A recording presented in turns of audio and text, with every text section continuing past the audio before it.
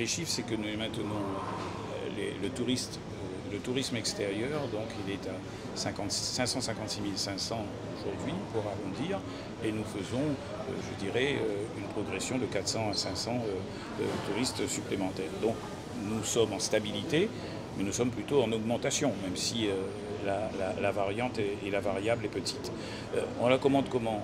On se rappelle que 2024 avait commencé par le cyclone Bellal et que beaucoup d'acteurs touristiques réunionnais se disaient tout simplement qu'on allait avoir la pire des années, ce qui n'est pas tout à fait le cas. Ce n'est pas le cas par rapport aux touristes extérieurs, puisque nous enregistrons toujours la venue à 81% de tourisme qui viennent de l'Hexagone et puis une bonne partie, 6%, qui viennent notamment de l'Europe. Nous avons aussi 10-11% qui viennent de l'océan Indien, donc ce sont des chiffres que l'on scrute chaque année et qui cette année nous permet de dire que les voyances ne sont pas au rouge sur ce plan-là. Ce qui est au rouge, c'est par contre sur le plan, je dirais, de la fréquentation touristique locale, parce que ça reste aussi un objectif pour nous. Et on a vu aujourd'hui que les Réunionnaises et les Réunionnais ont repris l'habitude de voyager, de partir de la Réunion. Donc c'est un phénomène, on ne va peut-être pas pouvoir l'empêcher en entier. Est-ce qu'il y a pour autant une offre touristique locale que l'on peut mieux préciser, mieux appréhender, mieux approcher pour le mettre au profit des Réunionnaises et des Réunionnais? C'est le challenge que nous allons avoir au comité réunionnais de tourisme qui va être créé le 1er mai prochain. Mais ça ne sera pas nous tout seuls. Quand je dis le CAT, c'est parce qu'au sein du CAT, nous allons avoir bien évidemment les socioprofessionnels et nous aimerions que cet espace de débat soit le lieu pour pouvoir arriver aussi à des propositions peut-être en termes de promotion. Moi je le commente en disant qu'on a commencé l'année 3 mois après.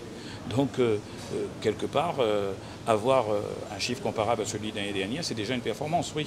Donc incontestablement, on a des résultats intéressants et la clientèle extérieure vient à la Réunion. Et nous voulons appréhender ensuite d'autres segments, comme par exemple ceux de la croisière, etc. Ça, ce sera une étape prochaine, mais qu'il faut prendre aussi en considération, parce que s'il y a demain 80 000 touristes extérieurs qui viennent, notamment par les croisières nouveaux types, avec des navires moins imposants, eh bien, je pense que ce sont des choses importantes. Sur le plan du développement durable, ça mange moins, je dirais, la couche d'ozone, permettez-moi l'expression, et de l'autre côté, ça offre aussi, je dirais, un éventail de possibilités un peu plus large.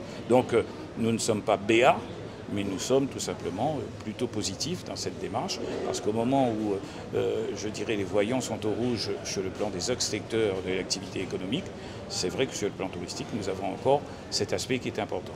Il n'en reste pas moins, et ça je veux le dire, que les restaurateurs, les hôteliers, tout le monde constatent depuis 2 ou 3 ans, eh bien qu'avec l'inflation, avec le contexte mondial économique et social qui se pose, eh bien il y a désormais une maîtrise du pouvoir d'achat du touriste à La Réunion, du touriste extérieur, qui est de plus en plus mise en avant. Il faut sortir le prix du billet d'avion, qui est cher, et notamment sur certaines périodes de pointe à la Réunion.